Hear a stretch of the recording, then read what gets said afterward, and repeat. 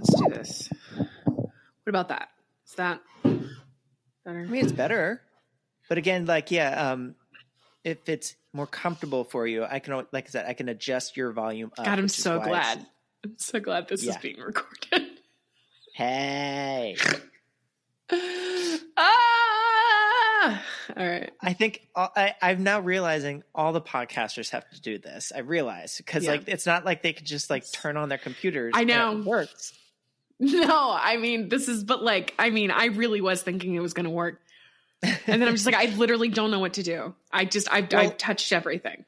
It was less than 45 minutes. But it is also, minutes. It was my fault that I mix up. I can't understand what input and output is. I was ready to fucking fight for it too. I thought I was so right. I hate that. I'm never right. I'm never right. Man. No, my brain is just like, oh, output. Okay, so you mean input? No, output. And then, right. And then input, you mean output. Yeah. Right. So like the output. It's opposite. The output. Day. Right. Every day is opposite day in my brain. All right. Let's do our intro. I feel, I'm just trying to gear up for it. Sure. Get in that headspace. You don't have to be. I know. How close are you now? I know. I'm just adjusting because I feel weird. All right? Okay. All right? Okay. I don't stop looking at me.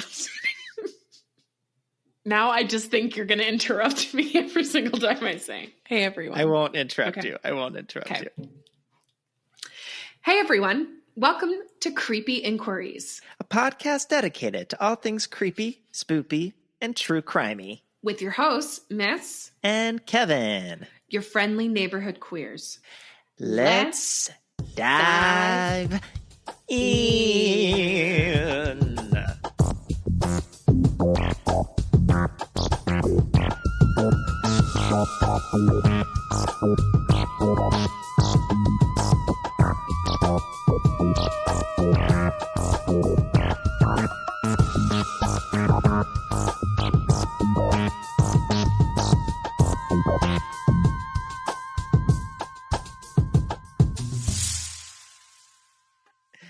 So what did you do this past weekend, Miss?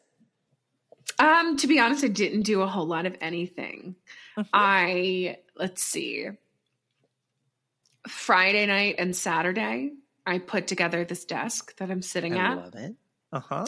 It was my main activity because I had to carry it up 4 flights of stairs in pieces because I can't carry the box. Uh-huh. And then it took like 2 4-hour sessions for me to get it together. Yeah. Where did you get it from? Oh, Amazon. Just nice. Online. And then, so today I mainly just did laundry and dishes and I prepped for our little hang.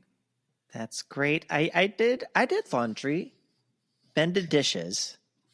Wonderful. But good for him. I also prepped for our episode today. Wonderful. Yes. So very I'm very excited. This is our first episode, our first official episode. Our very first episode. I'm very excited. So for people who haven't listened to the trailer, which I suggest you go and listen to, voiced. Yeah, it's real cute. It just gives us a little breakdown of what we're doing and why we're here. I mean, for the podcast, not for not existence. In life. Yes. No. But our podcast is us two. We are best friends for 20 years now. And we are obsessed with true crime. We love all things kind of spooky and macabre and just creepy in general. And we wanted to make a podcast. Yes. And we have an awesome episode lined up today. I don't know what Miss will talk about. And I don't know what you're talking about. No. But we're going to have a great time.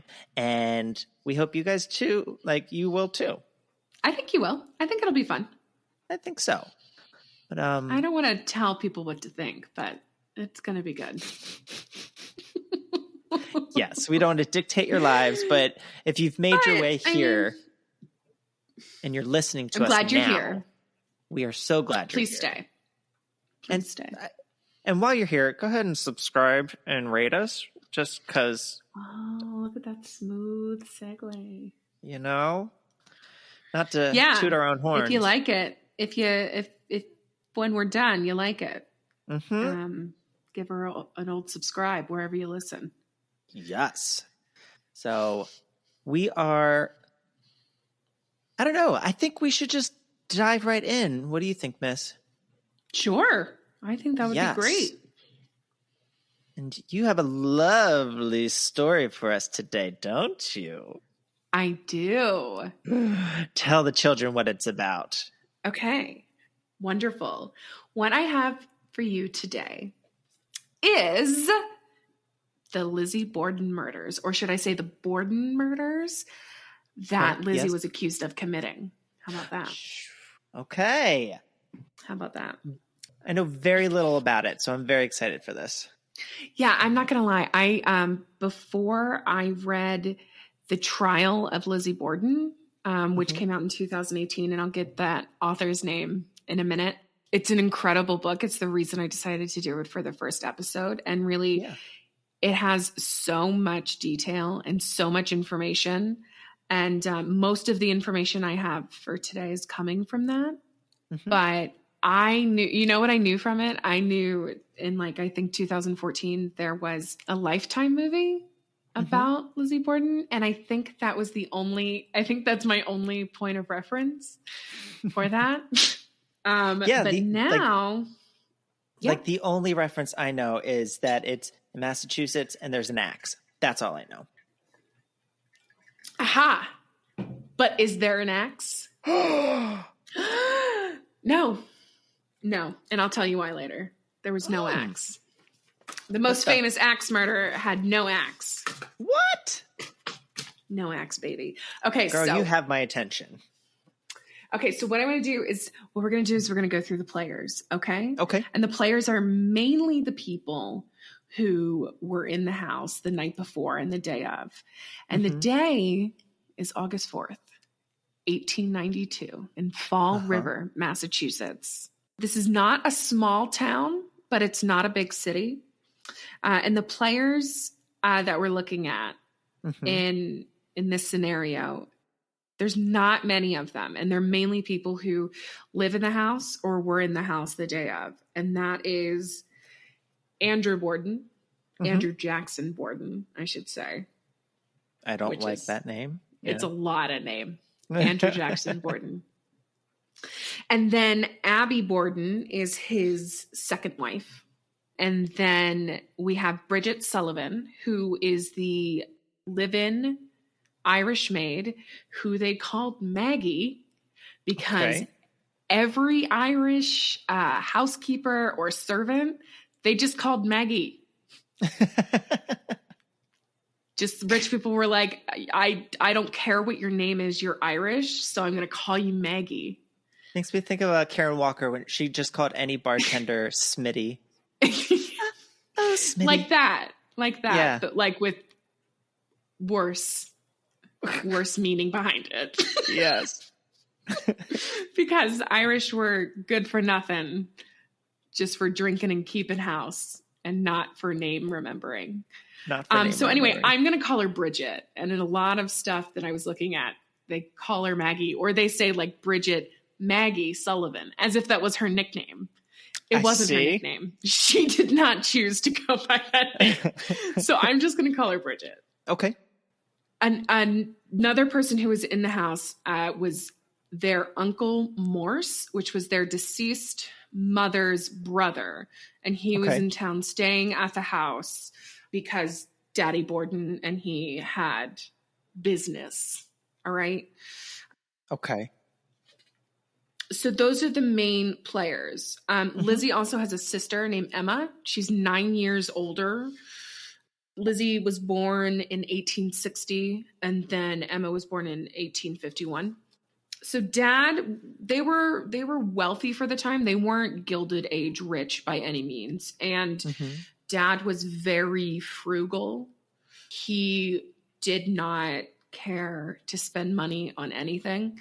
Like there's stories how the girls in town gave Emma and Lizzie shit because the house was so dark, because they didn't have electric lighting yet. They still had like, they were acting like a poor, and they had a higher standing in society is what was happening. So just a little about Dad. I thought this was really interesting because I'd heard just in doing research that he was like, he did manufacturing of some kind. And he did. And it was manufacturing furniture and caskets. Okay. So I don't know why I thought that was so interesting. I just think it's the furniture of the afterlife. How about that? It's your last piece of furniture. Yes. That's so dark. I love it. The last piece of furniture you'll ever buy, you'll ever need. But yeah, and then later when he became more successful, he got into property development, which is how he maintained his wealth. That and not using plumbing or electricity. And then another real player who doesn't get enough credit in this story, in my personal opinion, is the house itself on 2nd Street. And the reason I say that is because, and this is probably very normal for the time, for whenever the house was built, but the house is interesting because there are no hallways at all. So you have to go through. Yeah, I'm going to walk you through it, but you have to like go through. Think of like, like a shotgun house. They used to be really big in the city. So like in order to get to the kitchen, you're not walking down a hallway. You're walking through the living room to the dining room with the kitchen in the back. So you can't access the kitchen without like So that's how the whole house is. And this is a 3-story house with a basement. So I guess four floors. Huh. And this is important because I'm going to go through it again, but one of the reasons Lizzie was the main suspect is because of the layout of this house and because of how weird it is to navigate the house and how much that really took out the idea that it could have been just a random attack by somebody. So I'm going to walk you through it. Okay. When you walked into the house, you were in the front entry. And in that front entry, there was a staircase to go to the 2nd floor. And then to your left was a parlor. And then straight, if you didn't go up the stairs, was the sitting room. And I got to tell you, I tried to figure out what the difference was between a parlor and a sitting room. Girl. And I don't know. I have no idea what the difference is. But so you could access it through there. And then the kitchen is on the back of the house. So the only way to get to the kitchen would be you could go straight back through the sitting room and then that's the last room in the house. Or, I mean, you could really get to it from any room because the parlor opened to the sitting room that also opened to the kitchen. So it's just like all of the rooms have adjacent, like touching walls, and you have to like go through the whole room. But anyway, in the back of the house, on the same area where the kitchen is the back entry. It's on the side of the back of the house. There's a back entry, and this is important because there's a second stairway, And the stairway, this is the way you access the basement. And in the basement, that's where the wood house is, where they keep their wood, and that's where they keep their coal, I believe. And that's also where the laundry is. And here's just where the privy is.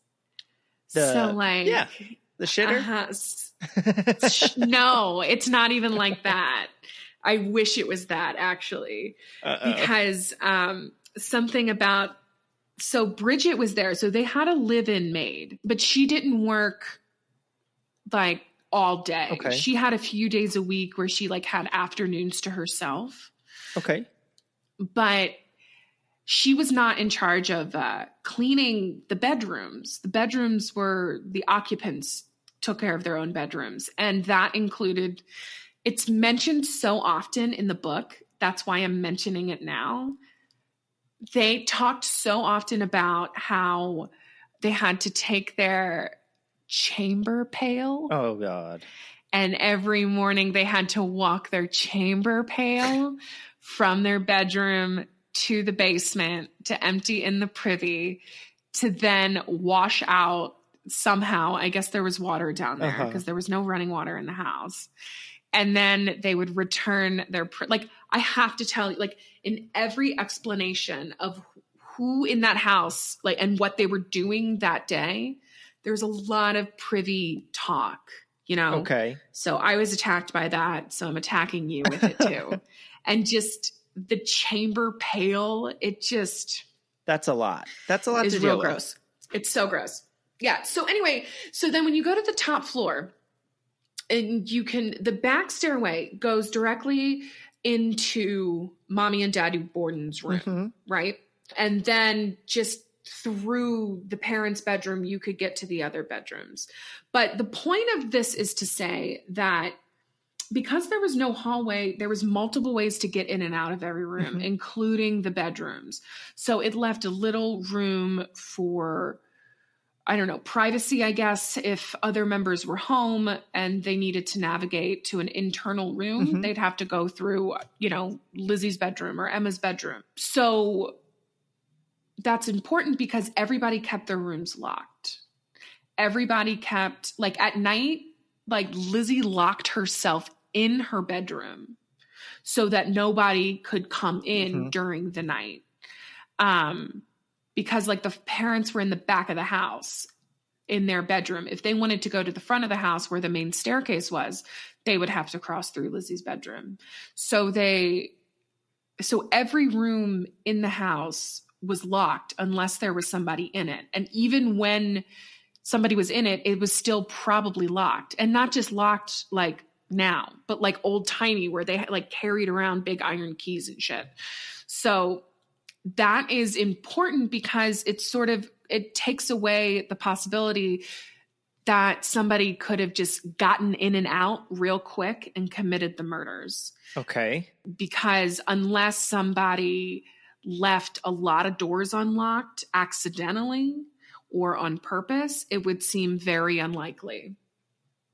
So the house is an important player, in my opinion. Yeah, I'm actually looking up the floor plan right now, and it's wild to look at. Yeah. Isn't it? Yeah. Isn't it weird? And like I said, this could be very normal for the time. I don't know anything about architecture or whatever, but it's really weird to think about having no hallways. That is, and like as soon as you were like, there's no hallways, I was like, that can't be what? And there's no hallways in this floor plan. That's wild. I think we'll probably like post it on our socials too, so people can look at it. Yeah, no, I think it would be a good idea because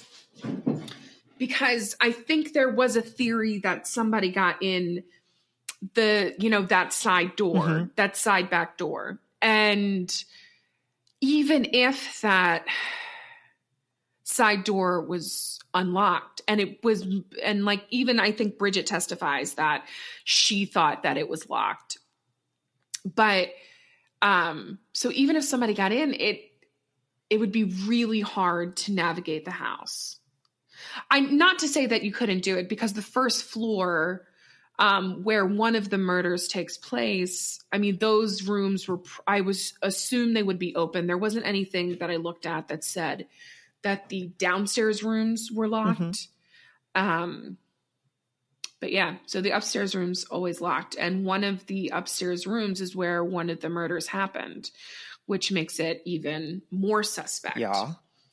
So just a little bit more about Lizzie. There's this narrative that goes around that she was like a really private person, but that she was also just like, she never left the house. What's the word I'm looking for? That she was like a social outcast. Okay. That she, there's this narrative that goes around, and that's just not true. Because we know that she was very involved in different social things. She was involved with her church. She taught Sunday school to immigrants to help them. Where I believe it had something to do with learning English, but I could be making that up. But it was to immigrants. She was, there was the Christian Endeavor Society. She was the secretary and treasurer of that. So yeah, she was everybody knew her. She was well known. She was mostly well liked. She was by no means like a social outcast or like a recluse or anything like that. And then Sarah Borden, her birth mother, she died when Lizzie was 2.5. And then about 3 years later, Abby Borden came along and became the new Mrs. Borden. And Emma, being so much older, she never called Abby mother or mom or whatever, mummy, whatever they would have called a mother. And this is a big deal for some reason. Maybe it was just custom at the time. Maybe it was like a sign of respect or something like that. A step parent. Yeah, I don't know. It seems weird to me, but it was a big deal. And the book made it a big deal. And other things I looked at, it made it a big deal because Lizzie did used to call her mom or mother or whatever it was when they first got married and when they were little. But they said like 5 years before the murder, there was an incident. Okay. What kind of incident? And so the incident, as it is told, is that Daddy Borden gave Abby Borden a property for like a poor family member or like a poor part of her family to live in. I don't remember the exact reason, but the big deal was that he gave her property. That was her property. And Lizzie and Emma were pissed. With a capital P. With a capital P and a period at the end. Like, they were so mad. And I even wrote in my notes, the girls lost their shit. And then they started accusing Abby, or maybe they had before this, but at least it's known at this point that they started or continued accusing Abby of only marrying Daddy Borden for his money, which, like, I don't think was fair. They were married for like 27 years or something. So I don't know. So to appease them, and this is a very frugal man. This is a very, like, they didn't have electricity. They didn't have any kind of plumbing. And for families of their stature and wealth, it would have been common to have those things, but he's given away properties, right? So Lizzie and Emma are just like, you're giving away our inheritance. How fucking dare you? Yeah, this is bullshit. Daddy. This is bullshit. That is a direct quote from the Bordens too. It is. It's direct quote. Do you remember when we used to use that voice for Raven? Oh yeah, Raven, my dog, by the way. Raven, the best girl in the world, the best dog in the whole universe. Yep. And the way she looks at you, we gave her this like she just nocturnal monologue is like, Daddy. Yeah. Daddy. It's dinner time, Daddy. Is it dinner time, Daddy? Even though she's much more gorgeous than what we voiced her as, but no, like, we give her the worst possible voice, but she's an angel. She's the light of my life. So after this, Daddy gave Emma and Lizzie their own tenement, I think, their own like income housing, basically. So he's like, fine. Here's your own property.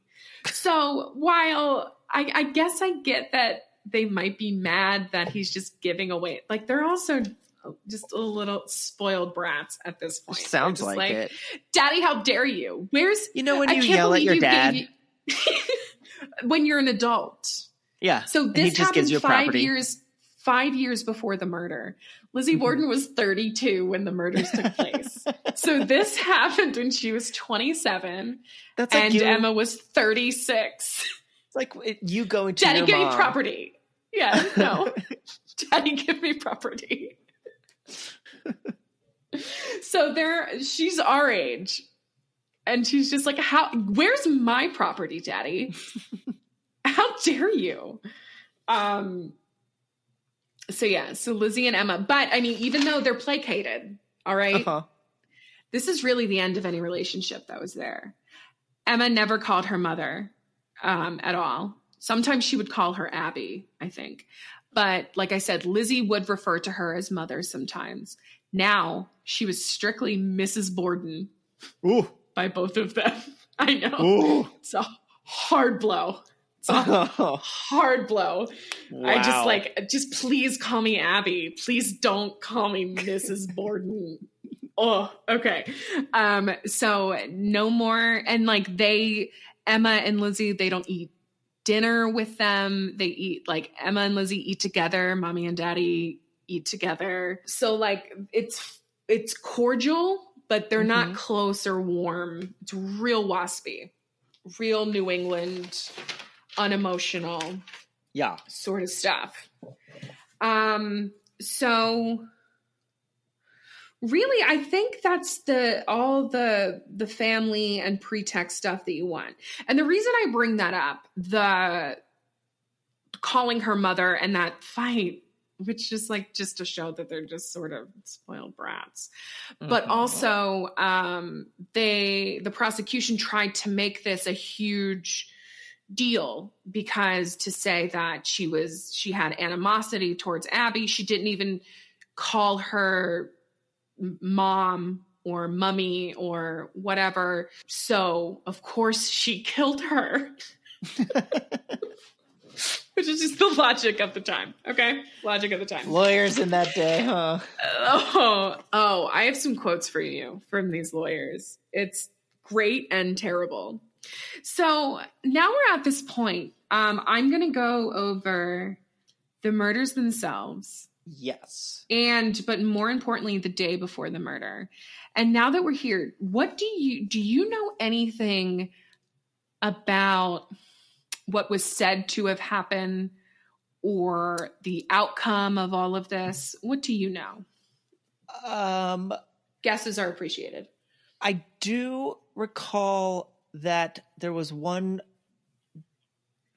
death or murder that took place in a bedroom, and the person or victim was found like on the side of the bed, like on the floor. Okay. Yep.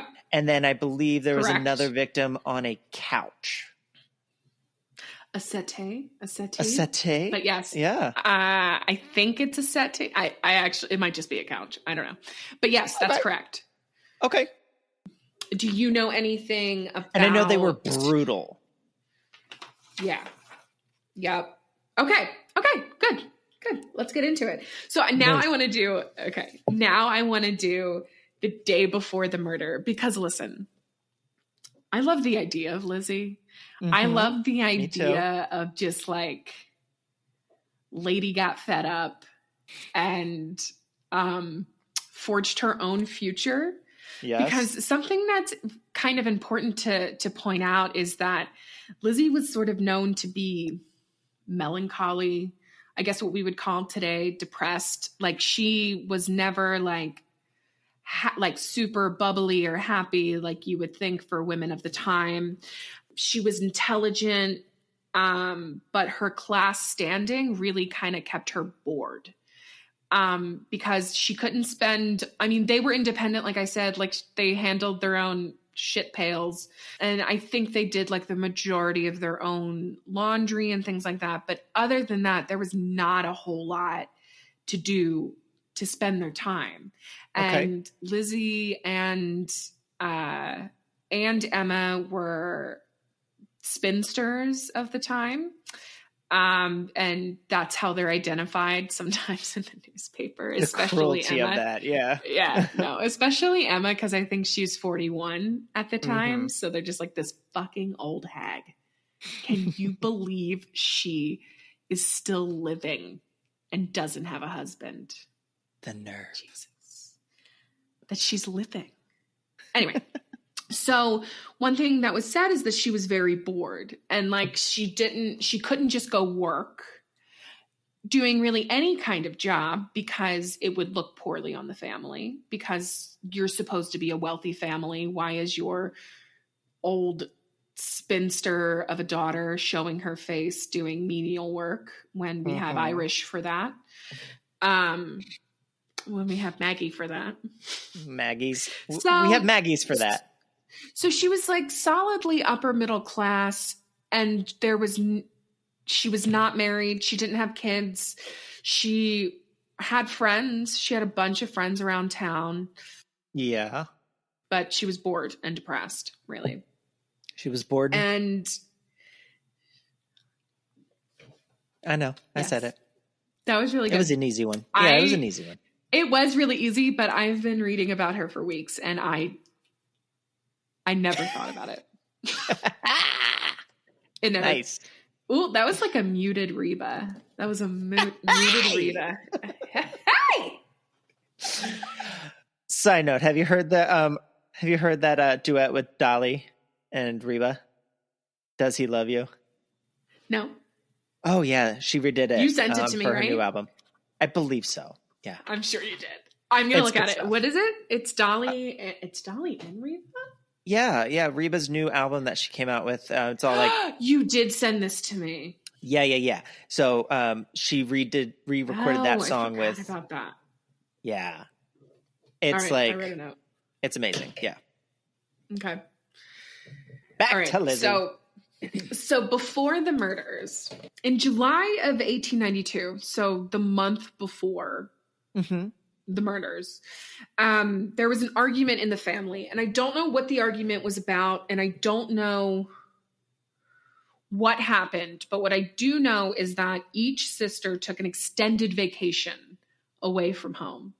Okay. And it must have been bad because even after Lizzie's extended vacation, she came home and she stayed at a boarding house for 4 days before going home. And this reluctance to like go home is just really interesting to me. And I don't know, maybe she had plans to stay at the boarding house, or I'm tired of not having hallways, Daddy. I want to go to a place that has halls and a shitter. Daddy, this place has a this place has a pail. I don't have to empty myself. There are Maggie's room here. Daddy, they have electricity. So for whatever reason, and in my heart of hearts, I just wish I wish she was staying at a boarding house because she had a lover. Like what if that was it? Ooh, maybe I'll write that fan fiction. Please do. Erotic fan fiction. I mean, we could do Friends. Erotic friend fan. Sorry, my Tina Belcher Lizzie. Came out just then. Yeah. So that's what I'm, and we don't know. Maybe we do know, and I just missed that part. But for me, I don't think that we know, and I'm going to say that it's because she was meeting her lover, her lesbian lover. Right. Love it. God, yes. Yeah. That's what I was thinking. I was like, she was lesbian, right? Or rumored to be, right? No, but that's what this movie. Okay, so I told you I was watching a movie last night, right? Just to continue my education. So I'd never heard of this. It was only on Shudder. I started a free trial with Shudder just to watch this movie because it was God, I'm never gonna say her name right. Chloe Sevigny. Yes. Or Savini. And I've heard it both ways. Yeah, I know. And then Kristen Stewart. This fictionalized version of this story. And I never heard of it before. So, but this was 2018. I don't know if it was like a made for Shudder movie. And there's like who was the mean aunt in Harry Potter? The actress that played her? Fiona Shaw, I think is her name. Yeah, but anyway, she's Abby Borden. Shit. And like Daddy Borden's played by like a famous actor that, of course, anyway, it doesn't matter. Yeah. So if I could digress just for a simple moment, Absolutely. The theory about this movie is you know how I love to speculate wildly. So this really feeds into, so this movie I watched last night is just called Lizzie. And the story it's about Bridget and Lizzie and their illicit affair. And so, listen, like spoiler alert, I don't. Anyway, So the movie is just like, it's real dark and like, it's kind of scary.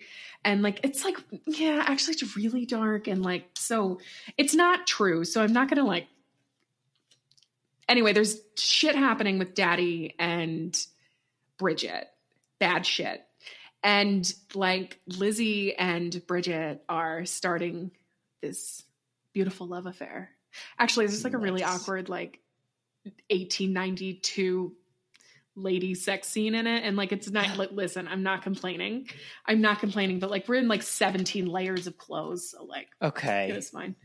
And anyway, so they hook up one time, and then they make a pact together to kill Mommy and Daddy Borden. And so that theory that plays out is that they were these like Bonnie and Clyde lovers. Bonnie and Bonnie. Love it. Bonnie and Buddy. Or Clyde and Clyde. Wait till next week. My story next week. Yeah. Mm-hmm. Clyde and Clyde. Something like that, yeah. So anyway, so the theory is that they kill, and the reason all these things happen is like, so their theory is that they killed them nude. So there's just like weird, awkward scenes where they're like holding like a hatchet and like they're just nude and just like, hello, Daddy. She doesn't say that at all, but like that's all I can picture right now. And she's just like, and she just like hacks at him. That's a theory that I really love. Yes. It wasn't hot. It was really dirty, like uncomfortable. Okay. But it's fun. Okay. So yeah, so back to this. They had a big fight and she stayed at the boarding house. Mm-hmm. And then, so several days leading up to the murders, the house was like, parts of the house were like violently ill. Like stomach viruses and stuff. Mm-hmm. And Abby was reported to say that she suspected they were all being poisoned because Andrew was known to have a lot of enemies. Oh. Yeah. In his business dealings, I don't think any of it was shady or anything, but I think he wasn't afraid to step on somebody to keep moving upwards. So, okay. So there's that. And then, but really what it probably was is there was like old mutton left on the stove for like a few days and they were all just kind of eating it. Gross. So, I mean, that was probably what it was. But I'm on Abby's side and I would love for it to be a poison. Oh, yeah. And then the day before, you may have heard this is a popular part of it. The day before, witnesses placed her at Smith's Pharmacy and she was trying to buy prussic acid. Now, I'd never heard of prussic acid, and I did look it up, and no, I don't remember any of it. But what I do know is that it's super, super, super poisonous. Okay. And the only reason pharmacies at the time had it is because sometimes doctors used it. They used it as like a last resort medicine. Like they would dilute it with something, and it was if other medicines didn't work. But she went in there, allegedly, because she denies ever going in there. She goes in there and allegedly said she wants prussic acid because she needs to clean her seal skin cape. Wow. Which, like, it's so gross. Wow. So the problem with this is that prussic acid is never used to clean a sealskin cape. I don't know if never is really the answer, but that's what testimony at trial said. Okay. It would most likely damage it beyond usage because it's so strong and so powerful. Is it like corrosive? I wonder. I don't know. I didn't look into it that much. But I do know it's deadly and you couldn't just like walk into a pharmacy and just get it. You needed a doctor's prescription. And even then it wasn't common. It was common enough that they kept it in stock, but most people weren't dosing with prussic acid. Usually, I'm sure it was just the liquid cocaine they were getting out of the Sears catalog. Those were the days. which is a real thing. Which is a Sure real was. thing. God, yeah. The wrong time. Listen, and that's what I mean. Like, she said she was bored. There was plenty to do. Just drugs. I mean, just drugs. Just if I was bored, kite. I mean, literally, what else would you be doing? What else you would you can't be do doing anything in Fall else. River? You're literally Fuck not off. allowed to work. You're not allowed to work. You can't do other things alone because you're a woman. So what? You're just supposed to sit at home. You can't even wander around a house because there's no hallways to wander around. There's not a single. You can't even haunt this house. No. It's dumb. So anyway, if I was her, I'd probably. I mean, listen, I'm not advocating. What are we doing? So the cape. Also, she didn't really own a sealskin cape. Suspicious. Despite the story being that when she was denied the prussic acid, she was said to have been very upset. Like, how fucking dare you? Daddy said I could do it. Don't you know who my daddy is? Don't you know who my daddy is? No, so that's alleged. I think it was more so that a sealskin cape was like not found, or listen. The point also is that it was August. Why on earth was she thinking about, let alone cleaning or preparing a sealskin cape? The book that I read for this, The Trial of Lizzie Borden, half of it is just talking about how fucking hot it was. It was like how... It was August. It was August, but they were experiencing, like, half of it was like in a heat wave. Okay. Like, so it was even hotter than normal. But yeah. So she was said to have when she was denied, she had said that she had come here so many times before, or multiple times before, and they gave it to her without a problem. But I think she made that up. And then she left in a huff, right? So she was pissed. She didn't try to buy anything else, I don't think, but she was pissed and she left. And then later, when she's asked about this from the police, because it's real weird that the day before your parents are brutally murdered, you're trying to get super, super poison from the pharmacy. She's like, oh, I was never there. And they're like, Lizzie, we have like 3 eyewitnesses. And she's like, oh, I was never there. That wasn't me. That was me. She's like a Lucille Bluth. She's like, prove it. Mm-hmm. Did you bait the balcony with the grandfather? This is exactly what she's doing. Prove it. And she's like, no, we did prove it. We have 3 eyewitnesses. Prove it. Prove it. So there's that. And then that night, this is funny. The night before the murders, the evening of August 3rd, she tells a friend. What's her friend's name? Her friend is Alice Russell. I'm guessing after the pharmacy debacle, at some point before the end of the night, she goes to Alice Russell's house. And while she's there, she visited with her and told her that she feared something or someone would try to kill father soon. Suspicious. She couldn't say what. She just had one of those just like, murder feelings. Yeah, Alice, girl. I fear something's going to happen to father soon. And then the next day he's dead. Like brutally dead. So listen, I'm not pointing any fingers. Things aren't looking good for Miss Lizzie. No, but everything is circumstantial. Mm-hmm. So when the police get there, they see that there was no signs of forced entry into the house. And the thought is that there would need to be, because like we talked about before, the house, the weird layout, all the doors were always kept locked and all of that. And 0 witnesses ever saw somebody go in and out. Mm-hmm. So the murders themselves. So the day is August 4th.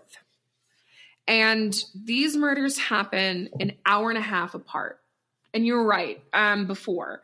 So Lizzie's dad ends up in the sitting room, and Lizzie's stepmother ends up in the guest bedroom where Uncle Morse was staying. He was staying in that room, and the theory is that she was cleaning up that bedroom because he had been there the night before. Abby was said to have been attacked first around 9:30 in the morning. Nobody got 40 hacks, by the way. There's that song. I was about to bring up that rhyme that I saw. Yeah. There's like that song, the rhyme. I never heard it, but I know that it was a thing. Lizzie Borden with an axe gave her mother 40 whacks. Yes. Something like that. Yeah. So the things about that aren't true. It wasn't 40. It wasn't her mother. And it wasn't an axe. It was a hatchet. It was a hatchet. I know. It was a hatchet. And there's a difference. And it's important. It's important. So the difference is between a hatchet and an axe is basically just size. A hatchet is small. It's meant to be held with one hand. And it is meant to basically like split smaller pieces of wood for like a wood burning stove or a fireplace. Yeah. And then an axe is at least double the size, so double the length of a handle. And then the head is much bigger. And it's meant to be used with two hands. And it's meant to chop trees. And the reason, what? I was going to say, in your Lizzie movie, did they use an axe or hatchet? I don't know that they talked about it. I mean, yes, I think it was a hatchet because just because of how close and like how fast it was, the theory was that it had like, it just the way that it was swung, it had to have been a hatchet because it was smaller and she was a woman. And I'm going to tell you one thing. Misogyny saves the day.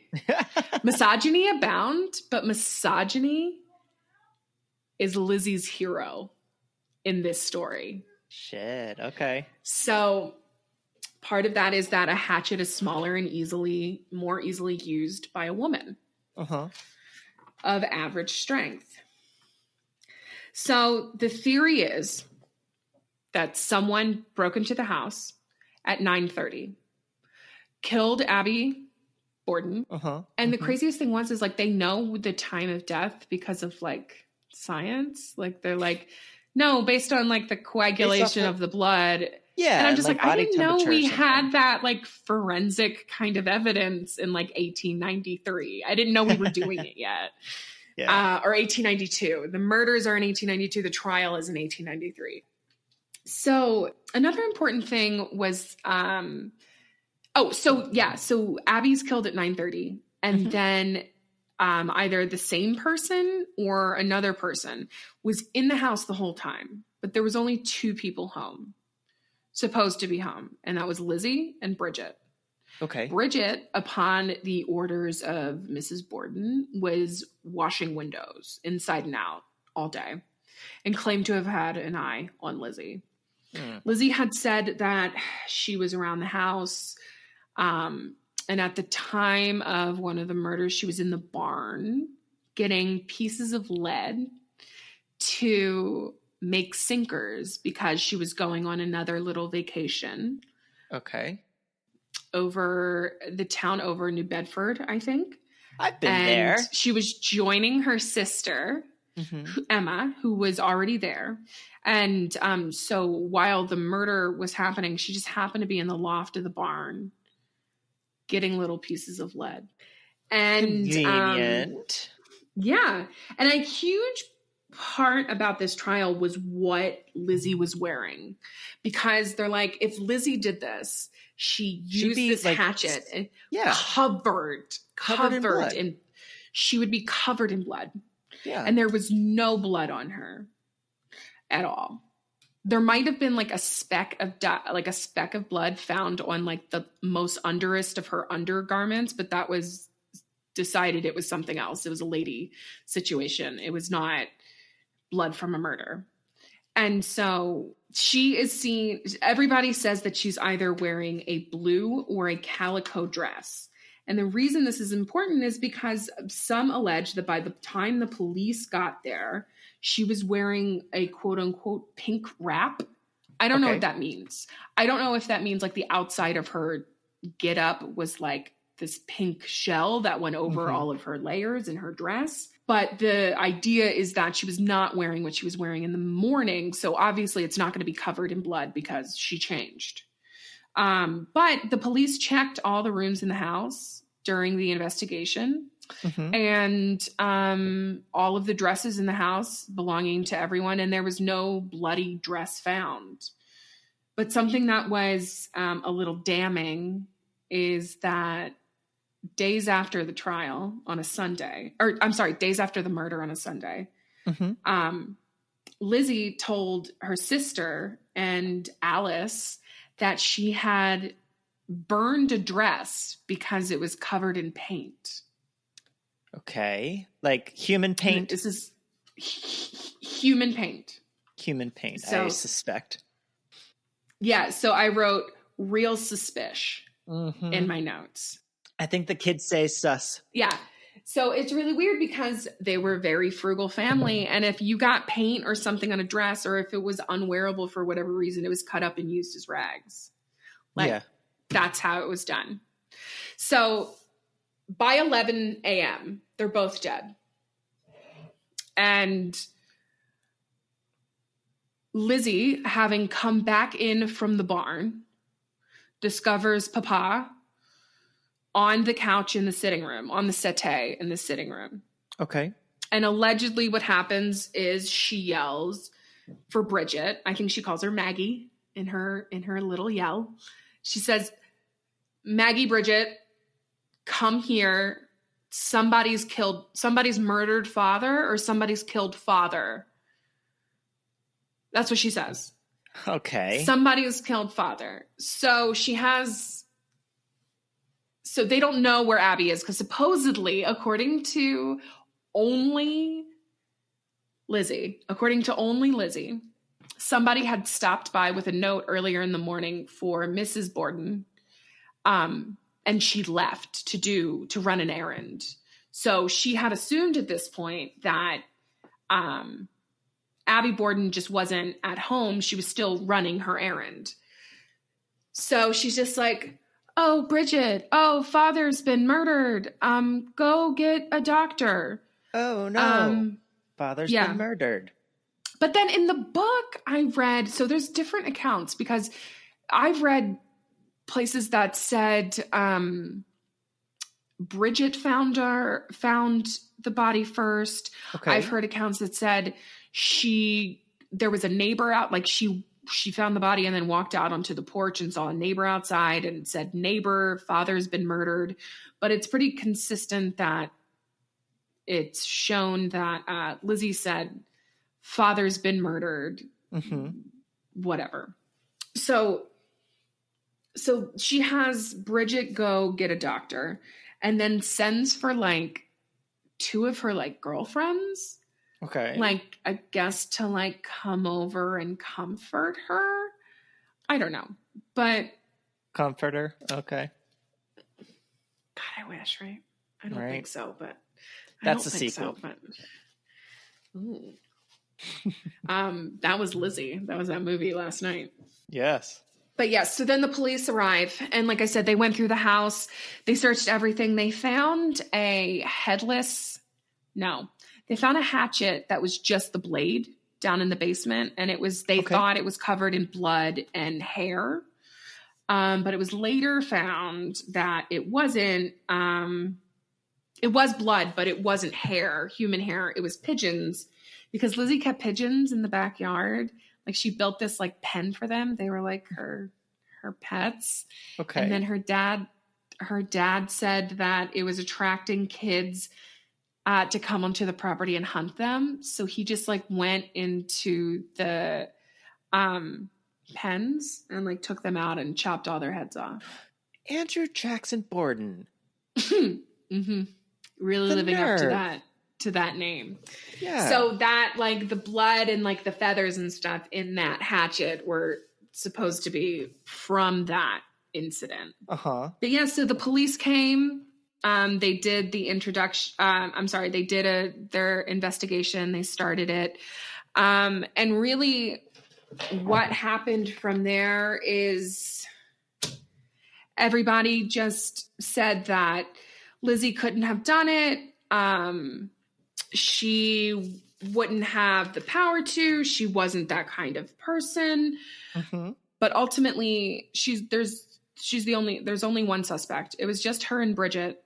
And it's even talked about in the book how Bridget would have been the most likely scapegoat in this situation, and how a lot of people were actually surprised that Lizzie was charged and not their Maggie.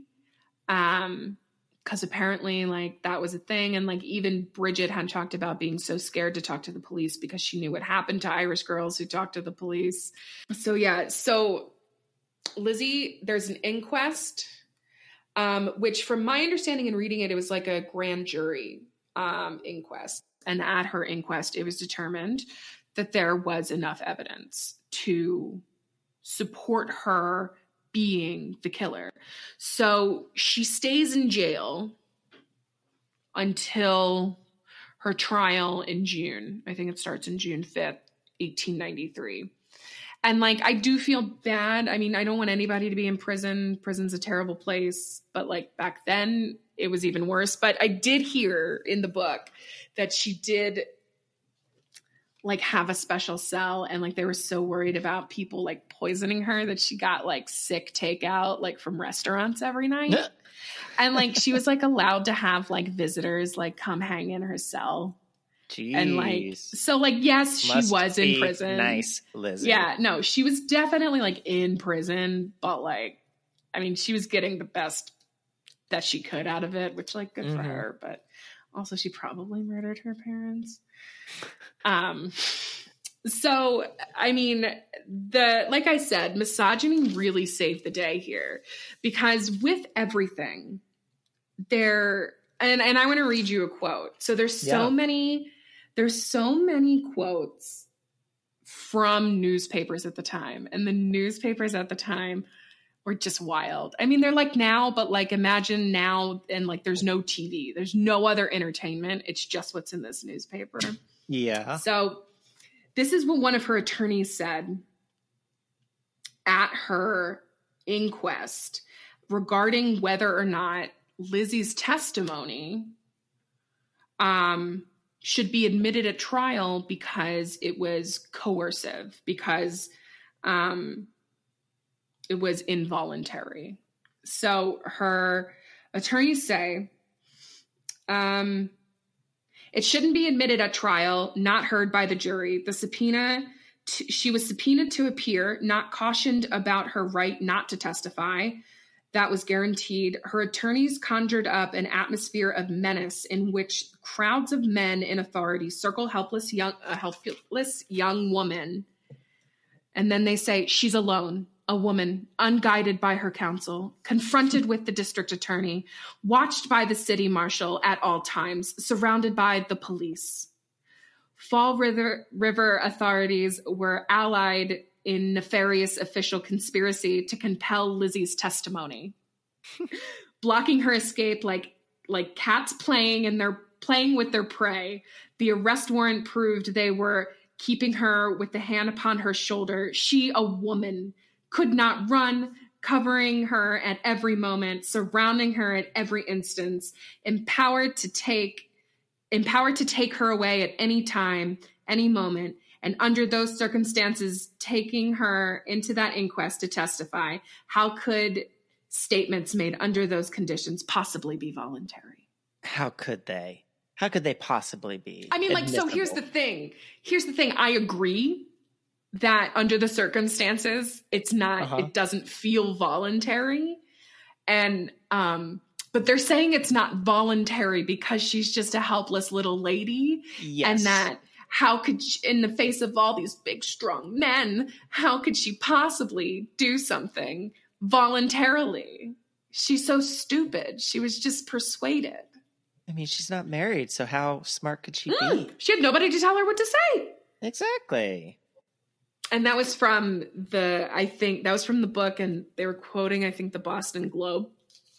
at the time.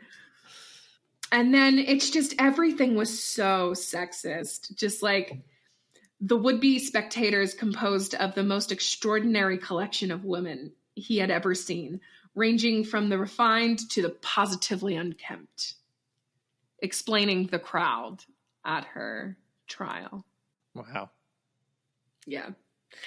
And there was such a big deal made about how she was so controlled and she didn't show much emotion. And then one day, I'm going to read this. She swooned. This, finally, was what everyone seemed to be waiting for. The Fall River Daily Globe gleefully announced, Lizzie Borden, the Sphinx of coolness, who has so often been accused of never manifesting a feminine feeling, had fainted. Manifesting. Yeah. Mm-hmm. Yeah. So do you know what the outcome of the trial is? I believe she got off. Mm-hmm. She got off because these 12 old men thought that a woman of her class and her standing, specifically because she was of that class and standing, couldn't possibly manifest the brutality needed, because it was thought that like the lower classes were literally less civilized people, like the Irish and everybody. They were people, but only like to the a Maggies point. of the world. Exactly. No, that's exactly right. They were superior, not just in social standing, but evolutionarily. They were superior. Wolf. And that was demonstrated by the fact that they were in the higher class. So therefore, they had an evolutionary advantage. And so because she was a woman in an upper class, she was not convicted. So that's why I say misogyny won the day. Damn. I mean, she was sort of ridiculed. She was an outcast for like the rest of her life. She didn't, I think she died of like pneumonia. She lived a while. She lived to her 60s, I think. Oh, wow. I think after, like, she and Emma were super close before this, and Emma sort of stuck by her during the trial, but something happened soon after she was acquitted, and they remain estranged for the rest of their lives. Neither of them ever married, which like obviously doesn't matter. Now I feel like an asshole for even saying it, but like now, do you for know, the time? Yeah. Do you know offhand if like, since both of the daddy died, did the daughters get his like wealth? Yeah, I think they did once she was acquitted. I can look it up to confirm. Yeah. Cause like that would make sense to me. Yeah. Let's see. Did Lizzie Borden inherit? Since Lizzie was not convicted of the murder of her father and stepmother, she was able to inherit her father's estate. So she inherited, I'm assuming it was half or close to half or something. So she was really wealthy, and then she died alone, and it was, I think she donated most of her like considerable wealth to like the Humane Society. Huh. Yeah. And I just got that little fact from biography.com. What do you think? Do you think she did it? I mean, it's hard for me not to think that she didn't do it. I feel like she had the motive. She had the motive means opportunity. Yeah, she had the opportunity, and I think she's fully capable of using a hatchet. I think the stars aligned for her to have done it and to have gotten off from it. Yeah. And I don't know why anyone else would do it and who would have done that, especially given all the information about like those troubles that they were going through anyway with each other. Yeah, and like that's the thing, and that goes both ways, because everything was fine in that house. I think there was tension. I think mainly because the girls were so standoffish with their stepmother and their father, and not that I blame them for that. I don't know. I mean, they could have very good reason for that, or they could be spoiled brats either way. That doesn't mean anybody deserves to die. I just keep thinking, like, say he had enemies, right? Right. Who's going to do it in like the middle of a random day? Knew where they were. To know them enough to know when people weren't going to be there. Like, or at the very least know when Lizzie was in the barn. Allegedly. Right. And the mom was up on the second floor, allegedly just cleaning up the guest room for Uncle whoever, Morse. And so she had at least 10, 11 whacks to the back of the head. And she was hit from behind, right. And she was standing and she fell to the ground. And I don't think she was a huge giant person. But I don't think she was, like, I just keep thinking, like, when a child falls in a house, it sounds so loud, right? Like, You can hear, like, there's a thump. And Lizzie was supposed to be in the house during that moment. And call me crazy, I feel didn't hear anything. Right. I was going to say, I feel like the floors and walls were not particularly thick either back then. So come on. No. Now. And like, I mean, you saw they're even closer together than normal because there's no hallway. There's no hallway. You can't get over. Get you a house with halls. Can't get over it. Yeah. Well, I loved that story. Thank you so much. Thanks. It's a wild story, and it's been it really is talked about and discussed and fictionalized throughout. So fictionalized. Since. Yeah. Yeah. And so I really enjoyed that. Songs about it. Uh-huh. And like, I don't know, it's one of those, it's like one of the first like quote unquote crimes of the century, but it's also like one of the first ones that like the media got super involved with and like reported everything step by step, and is technically an unsolved case. Yeah, technically. Yeah, she was acquitted and nobody was ever investigated or charged. Mm-hmm. Damn. Again. Well, sorry to them. Sorry to Abby and Andrew. Well, do I have a story for you then, dear? Gimme. So I was going to talk about something that was like close to us where we grew up. Uh-huh. Something, since you did a story that was true crime, truly happened. Mm-hmm. I wanted to do something that was much more untrue. Okay. Like cryptids or? Yeah, something like, cryptid actually. Okay. I initially wanted to talk about that haunted bridge that we lived nearby growing up in Baltimore County called the Jericho Covered Bridge. But unfortunately, there was just not enough information to make it worth our while. Yeah, I think that's more like local lore. Yes. And it was just, just not enough people wrote about it. I mean, and it's also just like not good. Yeah, it wasn't great. I thought there would be more. No. I mean, like it would be like a fun story, but it's also like you like flash your lights and like you're supposed to see like people hanging. I guess. Or something. Isn't that what it is? So when I was like looking up stories about covered bridges, I wanted to keep it kind of local just because whatever. Why not? And I came across more information about a cryptid known in the county of Prince George's County down near Washington, D.C., which is Prince George's County is in Maryland. And I don't know if you've ever heard anything about the Goatman of Prince George's County. So I think at one time I might have heard about it on another podcast. Ooh. Because it doesn't sound completely foreign, but I also can't say that I actually know anything. Yeah. So no, I didn't know. So I didn't know anything I think either. I've heard about it, but I don't remember anything about it. Yeah. So like I found some good information. Like firstly on YouTube, people have made a bunch of like videos of them, and it's, to varying degrees of, what is it? Goatman sightings? Yeah, things like that. But I actually found this what really... am I picturing?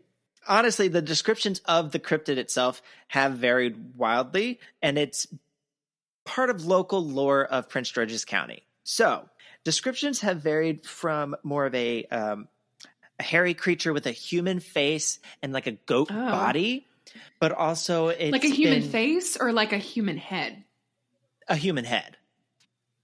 Oh, okay. Like a fawn kind of look. Or there's been descriptions of it like replaced with more of like a goat's head and like a human body. So they're both so bad. They're both so bad. Creepy. And I think most of these stories center on the kind of fawn looking cryptid where it's a human top half and a goat bottom half. So most of the lore has centered around a creature that lives in the woods in Prince George's County. And people say that it lives in a makeshift shack in the woods. Okay. And it's been known to attack teenagers that are in like certain lovers' lanes in the area. Rightly so. By like attacking their cars with an axe or throwing rocks at a car. Huh. And some stories centered around the shack being by a covered bridge, which is how I got to the story when I was looking at covered bridges. Right. Okay. And so, again, it varies wildly. There are like claims that it lives in Bowie, Maryland, or other towns. So funny to think about. I know, right? Or other towns like Clinton, Maryland, or Mitchellville, Maryland. They're all in the same county, very relatively close to each other. And so the lore of Goatman apparently started being found in writing in around like around 1971. So wow. Yeah, apparently there was one student that wrote a paper who was going to the University of Maryland College Park, which is in Prince George's County. And it was more of like a paper where he interviewed 8 people, like locals, and had them give their written their oral accounts of their understanding of what Goatman is. They wrote down the oral accounts. Oh, right. Okay. And so that's and I think I have heard about it because for some reason I know about this paper. Oh, that you're talking about. Yeah, I don't know why. Anyway. So the paper said that some people said that Goatman was a scientist who worked at the Beltsville Agricultural the Beltsville Agricultural Research Center, which is a USDA facility whose experiment went awry. Ooh, I love it. Okay. But of course, a spokesman for that facility in 2013 was saying, like, that's just stupid. We don't have goats here. We haven't had goats here for like decades. So we just find that so stupid when people think of that. You're stupid. You're stupid, spokesperson. You're stupid. I would love it if that was true. Right? And some other people just say Goatman was just that hermit that was just crazed and just like a lonely weirdo. Lonely old man, that lived in a shack that would just throw rocks. Which was So like, fine, I support that. Yeah. So in 1971, after that student wrote that paper, they actually sent that into the Maryland Folklore Archives, which I could be wrong. I think it's on the College Park campus. And so a reporter for the Prince George's County News, her name was Karen Hosler. She visited the archives around Halloween 1971 because she was just looking for some kind of, filler article to write about for that like Halloween season. She came across that information and she wrote up an article for it. But what she did was, I think the original origins of Goatman said they started in Centerville, which is still in PG County, but so Karen, though, changed the name or the town to Bowie, which is a larger part of the more well-known area of PG County. Right. Okay. I think she did that to get the circulation or the readership more on board. Boo is more recognizable, so it's more people well-known. are likely to engage with it. Right. And she wrote about how a local resident, she was a teenager, I believe her name was April Edward, had heard strange noises in her backyard. She lived in PG County, and her backyard was on the edge of the woods. She said she reported seeing, quote, an animal, 6 foot, something like that, and hairy like an animal. It was, and it was on 2 feet. I remember it made a high-pitched sound, like a squeal. So like the next morning, she said she noticed that her 10-month-old puppy Ginger was missing. So she grabbed, So she grabbed 2 friends to go and look for Ginger. And upon coming to the Penn Central Railroad tracks, they found the puppy's severed head. And then several yards away. Stop. What? Yeah. And several yards away, they found Ginger's body. Which, of course. What are you talking about? I know. And, like, that's what the article said. Murdered a baby? Dog? A dog. A baby dog? A baby dog. Goatman was known to hunt dogs as well. Like, that, like, I guess, was its source of food. What a dick. I know. And so, after that article was published in the Prince George's County newspaper, a reporter, I believe his name was Ivan Goldberg from the Washington Post, picked up an article. He picked up that article. Great. Let's get the word and out of course, there. You know, he speculated that the Ginger may have just been run over by a train since it was found near the train tracks, and like the head popped off. Yeah, which I'm like, how does that work? But like, you know, local residents though had other ideas. If you get run over by a train, your head pops off? I guess so. If you laid down on the tracks right and you're a 10-month-old puppy, I don't know. So like teens in the area though, that just whipped up people's like ideas and minds started going crazy. So of course, more people started reading and talking about it, of course. So it was like a big game of telephone. And so like the lore was okay. Yeah. And so and so like that's why it's known to be in different parts of the county. So Centerville was more of the original paper, and then Karen's article changed Centerville to Bowie to boost, you know, the article's readership. And then people in Mitchellville area, which is just south of Bowie, and it's literally east of Washington, D.C. It's right on the edge of D.C. Okay. Oh, okay. Yeah, apparently that was, I guess in the 70s, that was a spot where like DC criminals kind of dumped bodies like outside of the DC lines. Yeah, so there was actually Mitchellville. Yeah, and so around like a dozen or so bodies had been found tossed into like creeks like underneath Staten Island the bridge. Yeah. Okay. Like Staten Island, or like people in Baltimore, if you listen to the serial podcast, Leakin Park is that kind of place too. So for example, people found police in the early 70s found a 30-year-old victim named Bernard Carter who was like tossed over a bridge onto the stream below, and his body was riddled with knife wounds. But of course, people just speculated of like that it was Goatman. Obviously, it was Goatman, Kevin. What do you mean speculated? The man was stabbed 5 of times. It's obviously a half man, half goat. Yeah, and not a murder, and not a brutal murder.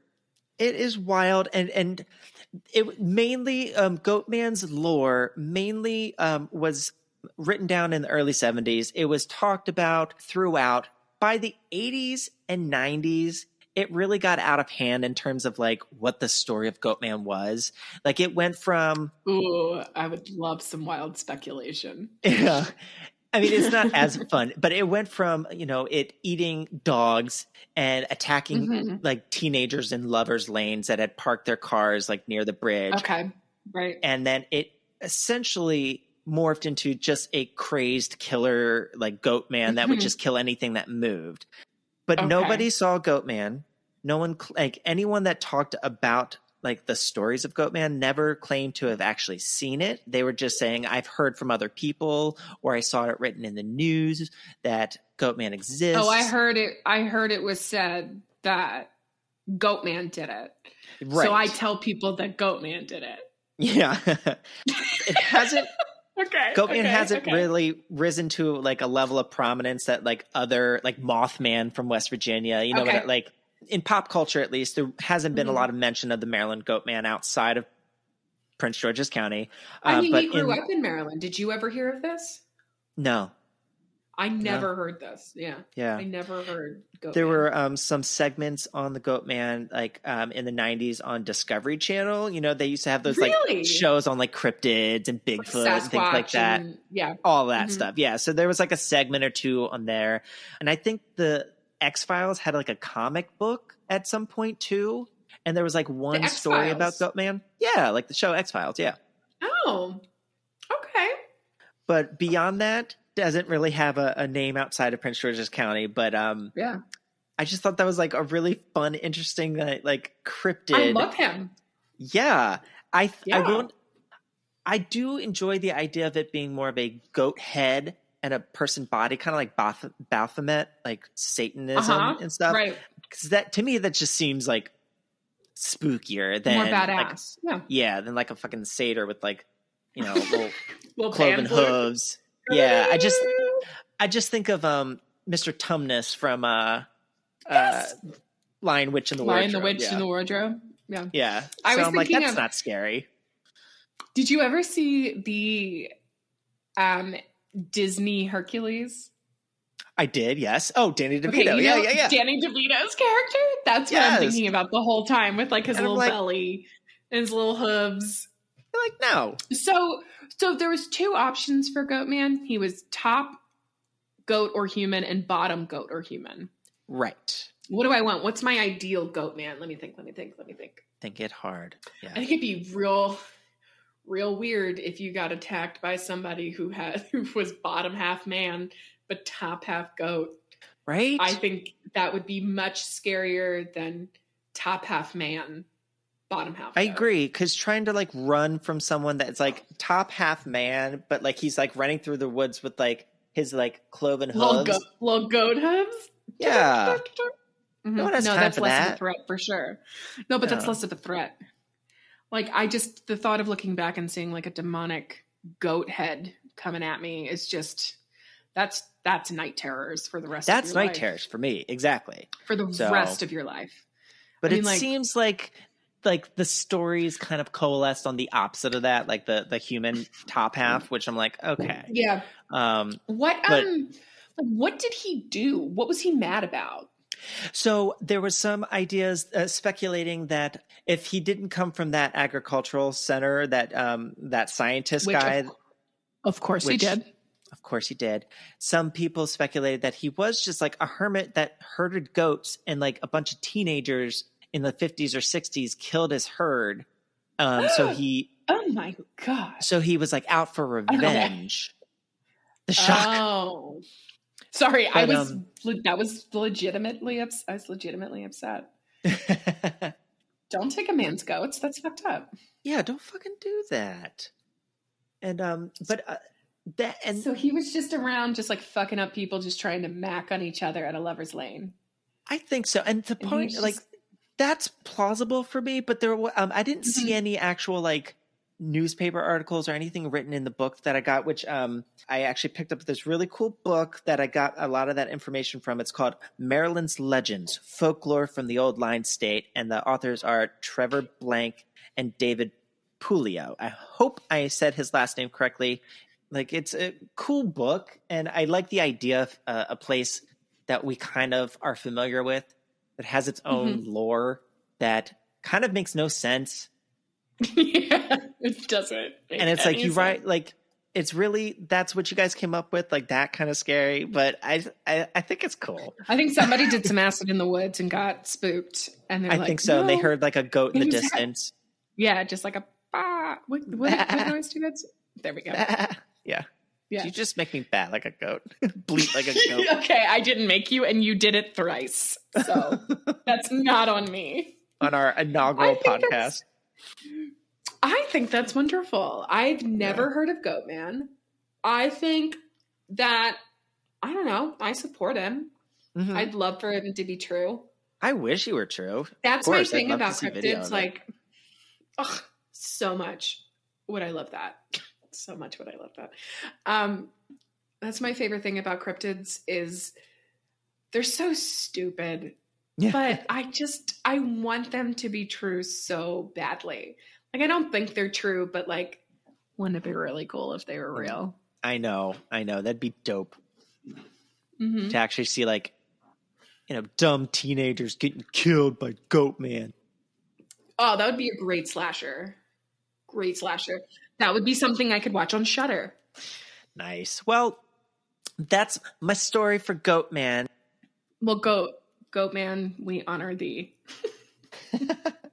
And I love, now that I know more about Lizzie Borden, and I want to watch that Lesbian Lizzie movie. I think also it's Christina completely Ricci. Inaccurate. Yeah. Okay, so that's why. So remember, I said the only thing I know about Lizzie Borden was from that Lifetime movie. That was Christina Ricci. Ooh. And I love Christina Ricci. I do too. Oh, she's in... Christina Ricci is in that new show Yellow Jackets that just came out. We have to watch that because I already watched the pilot. What is it? It's a drama, or it's like a horror drama. It's not really horror.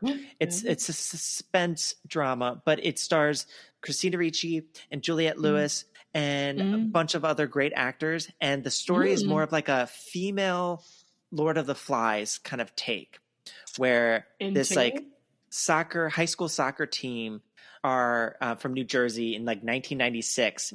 Their plane crashes in like Canadian wilderness. And they eat each other? I don't know. You're gonna have to watch to find out. But it goes back and forth from like it's also like that show or that movie back in the day with Christina Ricci, Full Circle Moment, where she was playing the younger versions of like Rosie O'Donnell and stuff. What was that movie? Now and Then, the most pivotal movie of my childhood. Yeah, so it's something like that, but like with cannibalism. So. Cute. But it was so good. I watched the free pilot, and I was so pissed that there wasn't any like additional episodes to watch. Yeah. So it's going to be a good one. I'm very excited for it. Okay. But yes. Excellent. We should do that. Yes, what else are you watching right now? I started re-watching Parks and Rec just because it's been a while. So we're on season 2 right now. And wonderful.